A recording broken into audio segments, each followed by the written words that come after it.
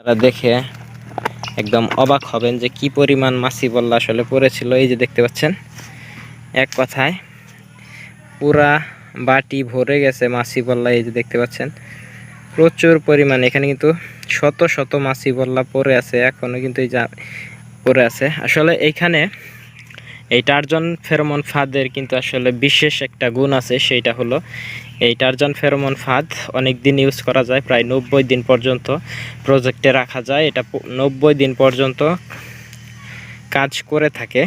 তার প্রমাণ আমি আমার প্রজেক্টে নিয়মিতই কিন্তু আমি এই টারজান ফেরোমন ফাঁদ ইউজ করি মাছি বলার জন্য।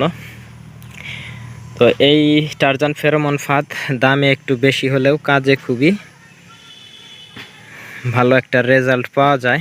এইখানে এই টারজান ফেরোমন ফাঁদে কিন্তু কোনো পানি ব্যবহার করা লাগে না, কোনো পানি পাল্টানো লাগে না, এখানে শুধু ঝুলিয়ে দিলেই হয়ে যায়।